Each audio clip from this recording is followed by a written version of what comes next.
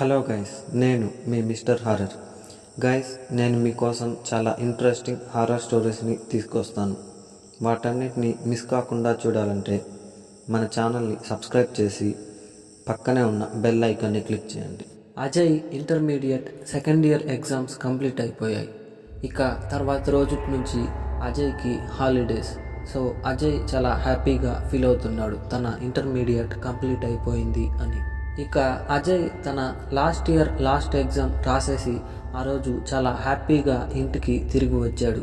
తర్వాత రోజు నుంచి ఇక 2 months వరకు మనకి హాలిడేస్, మనం బాగా ఎంజాయ్ చేయొచ్చు అని అనుకుంటూ ఉన్నాడు. అలానే ఆ రోజు గడిచిపోయింది. ఇక తర్వాత రోజు నుంచి రోజు అజయ్ ఇంటి దగ్గరే ఉండేవాడు. ఇంటి దగ్గరే ఉంటూ అలా తిరుగుతూ ఎంజాయ్ చేసేవాడు. ఇలా కొద్ది రోజులు గడిపాడు. అజయ్కి నైట్ టైమ్స్ ఒంటరిగా ఎక్కడికైనా వెళ్ళాలంటే చాలా భయం వేసేది. సో తను ఎక్కడికైనా వెళ్ళాలంటే ఎవరినైనా తోడుకు తీసుకొని వెళ్ళేవాడు. అలా కొద్ది రోజులు తన హాలిడేస్ గడిచిపోయాక ఒకరోజు రాత్రి అజయ్ నిద్రపోతూ ఉండగా అజయ్ పక్కన వచ్చి ఎవరో ఒక అమ్మాయి లాంటి ఆకారం పడుకుని, అజయ్ ఎగ్జామ్స్ బాగా రాసావా? అజయ్ నువ్వు ఎగ్జామ్కి బాగా ప్రిపేర్ అయ్యి వచ్చావా? అజయ్ చెప్పు అజయ్, అజయ్ చెప్పు అజయ్ అని పక్కన నుంచి ఎవరో ఒక లేడీ వాయిస్తో అరుస్తూ ఉన్నట్లు అజయ్కి వినపడింది. అజయ్ ఒక్కసారిగా మేల్కొని పక్కకి చూశాడు. కానీ అక్కడ ఎవరూ లేరు. ఇక అది చూసినప్పటి నుంచి అజయ్కి భయం స్టార్ట్ అయ్యింది. కానీ ఈ విషయాన్ని వాళ్ళ ఇంట్లో ఎవరికి అజయ్ చెప్పుకోవడానికి ఇష్టపడలేదు.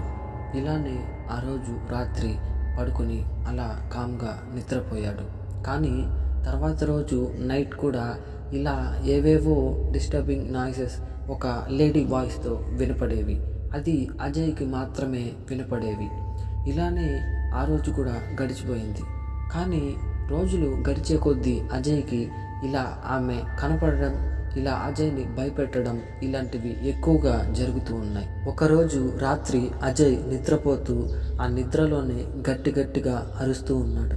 వద్దు మేడం, నన్నేం చేయకండి, నేను చేసింది తప్పే, నన్ను క్షమించండి అని గట్టిగా అరిచేస్తూ ఉన్నాడు. ఆ అరుపులకి వాళ్ళ పక్కనే ఉన్న పేరెంట్స్ లేచి అజయ్ ఏమైంది అని తనని లేపి అడిగాడు. ఇక అజయ్ ఏమీ చెప్పలేక ఏదో కల అని కవర్ చేసుకుని పడుకునేశాడు. అలా ఆ రాత్రి గడిచిపోయింది. అజయ్కి ఈ మెంటల్ టార్చర్ ఎక్కువ అయ్యేసరికి అప్పటి నుంచి అజయ్ వాళ్ళ ఇంట్లో వాళ్ళతో, వాళ్ళ ఫ్యామిలీ మెంబర్స్తో కూడా సరిగా బిహేవ్ చేసేవాడు కాదు, సరిగా మాట్లాడేవాడు కూడా కాదు.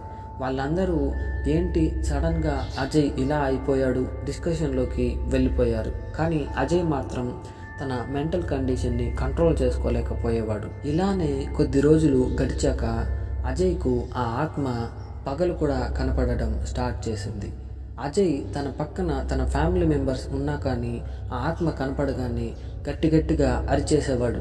మేడం నన్ను వదిలేయండి మేడం, మేడం నా తప్పేం లేదు మేడం, మేడం నన్ను క్షమించండి మేడం అని గట్టిగా మేడం మేడం అని అరిచేసేవాడు. ఇక సడన్గా వాళ్ళ పక్కన ఉన్న ఫ్యామిలీ మెంబర్స్ అందరూ అజయ్ దగ్గరకు వచ్చి ఏమైంది అని అడిగితే అజయ్ ఏం చెప్పకుండా కామ్గా వెళ్ళిపోయేవాడు.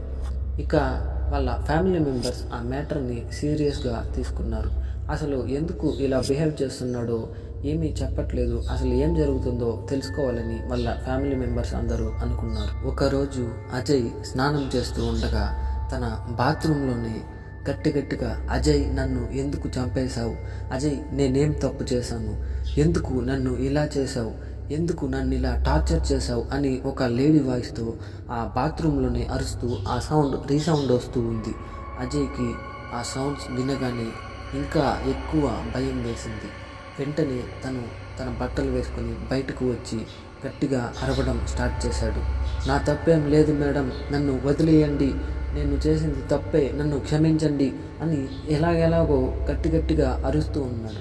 అసలు తన అరుపులకి అర్థమేంటో వాళ్ళ ఫ్యామిలీ మెంబర్స్కి అస్సలు అర్థమయ్యేది కాదు. తనని అడిగినా కూడా ఏమీ సమాధానం చెప్పేవాడు కాదు. ఏమైనా అడిగితే తను సీరియస్గా ఫీల్ అయిపోయి దానికి ఏడ్చేసేవాడు. ఇక అజయ్ బిహేవియర్ ఇలా ఉండటం చూసి వాళ్ళ ఫ్యామిలీ మెంబర్స్ అందరూ తనని ఒక సైకియాట్రిస్ట్ దగ్గరికి తీసుకెళ్ళాలి అనుకున్నారు. అలానే తర్వాతి రోజు అజయ్ని ఒక సైకియాట్రిస్ట్ దగ్గరికి తీసుకెళ్లారు. ఇక ఆ సైకియాట్రిస్ట్ వాళ్ళ ఫ్యామిలీ మెంబర్స్ని అందరినీ బయట ఉంచి అజయ్ని ఒక రూమ్లోకి తీసుకెళ్ళాడు. తనకి ఏదో కౌన్సిలింగ్ ఇచ్చి లాస్ట్కి తనని హిప్నటైజ్ చేసి తన దగ్గర ఏం జరుగుతుందో తను ఏం చేశాడో అన్నీ తెలుసుకున్నాడు. ఇక వాళ్ళ పేరెంట్స్ దగ్గరికి వచ్చి ఆ సైకియాట్రిస్ట్ ఇలా చెప్పాడు, మీ అబ్బాయి తన ఇంటర్మీడియట్ కాలేజ్లోని ఒక లేడీ లెక్చరర్ సూసైడ్కి కారణమయ్యాడు అని ఆ సైకియాట్రిస్ట్ వాళ్ళ పేరెంట్స్తో చెప్పాడు. ఇది వినగానే వాళ్ళ పేరెంట్స్ ఫ్యామిలీ మెంబర్స్ అందరూ షాక్ అయ్యారు.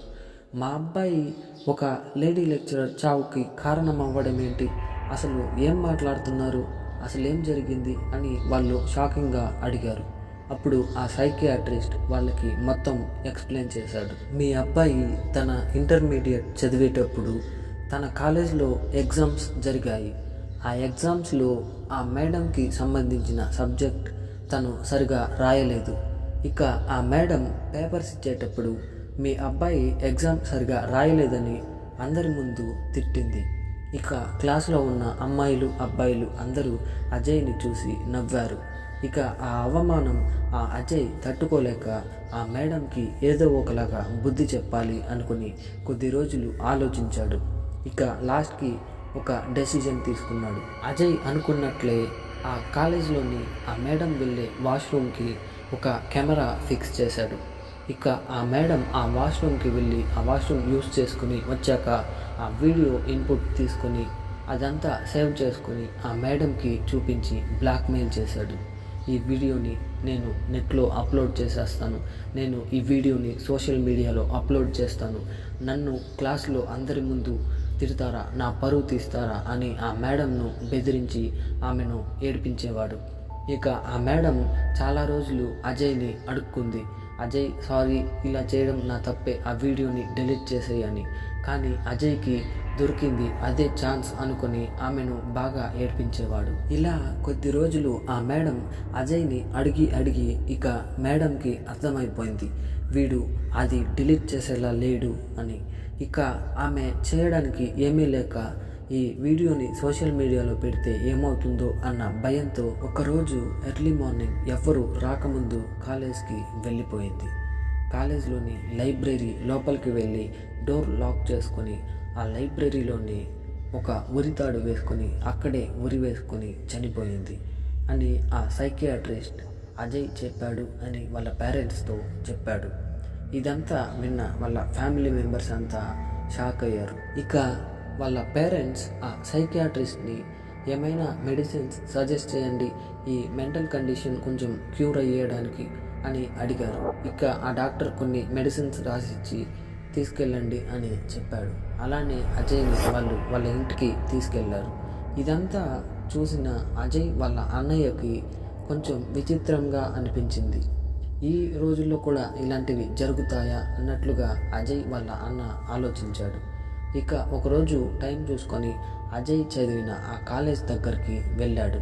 ఆ కాలేజ్ లోపలికి వెళ్తే ఆ కాలేజ్లోని క్లాస్ రూమ్స్ అన్నీ క్లోజ్ చేయలేదు, కానీ ఆ లైబ్రరీకి మాత్రమే పెద్ద తాళం వేసి మొత్తం క్లోజ్ చేసి ఉన్నారు. ఇక ఆ చుట్టుపక్కల ఉన్న ఫ్యామిలీ మెంబర్స్ని అడిగాడు, ఈ కాలేజ్లో మేడం సూసైడ్ చేసుకుందంట కదా, అది నిజమేనా, ఆమె ఆత్మలా ఇక్కడ తిరుగుతూ ఉందా అని ఆ చుట్టుపక్కల ఉన్న జనాల్ని అడిగాడు. అప్పుడు ఆ చుట్టుపక్కల ఉన్న జనాలందరూ ఒక్కొక్కరు ఒక్కొక్కలా చెప్పారు.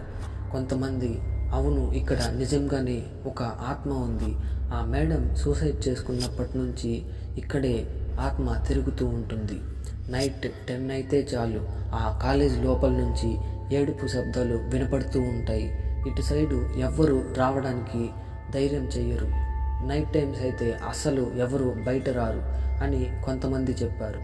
మరి కొంతమంది నిజంగానే అక్కడ ఆత్మ ఉంది, కొంతమంది ఇళ్ళ ముందుకు వచ్చి ఆ ఆత్మ ఏడుస్తూ ఉంటుంది, ఆ మేడం చనిపోయినప్పటి నుంచే ఇలా జరుగుతూ ఉంది, అది ఆ మేడం ఆత్మే అని ఇక్కడ అందరూ నమ్ముతూ ఉన్నారు అని కొంతమంది చెప్పారు. ఇదంతా విన్న అజయ్ వాళ్ళ అన్నయ్యకు అర్థమైంది. అంటే నిజంగానే అజయ్కు ఆ ఆత్మ కనపడుతూ ఉందా, అందుకే అజయ్ ఇలా భయపడుతున్నాడా అని అజయ్ వాళ్ళ అన్నయ్యకు అర్థమై ఇక వాళ్ళ ఇంటికి తిరిగి వెళ్ళాడు. అజయ్ను దగ్గరకు తీసుకొని తనకు ధైర్యం చెప్పాలన్న తను వినే కండిషన్లో లేడు. ఎవరు ఏం చెప్పినా అజయ్ పట్టించుకోవట్లేదు. తనకు తానే ఎక్కువగా భయపడిపోతూ ఉన్నాడు. అజయ్ వాళ్ళ పేరెంట్స్ తనకు ప్రిస్క్రైబ్ చేసిన మెడిసిన్స్ను యూజ్ చేయిస్తూ తనని చూసుకుంటూ ఉన్నారు. కానీ రోజులు గడిచే కొద్దీ అజయ్కు ఆ మెంటల్ కండిషన్ అనేది ఎక్కువైపోతూ ఉంది.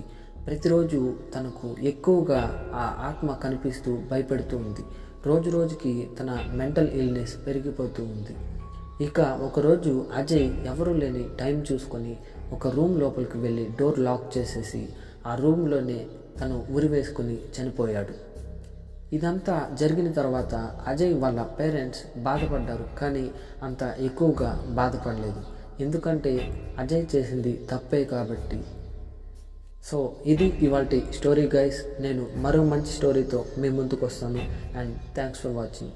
ఈ వీడియో నచ్చినట్లయితే ప్రతి ఒక్కరూ లైక్ చేయండి అండ్ అలాగే మన ఛానల్ని సబ్స్క్రైబ్ చేయండి.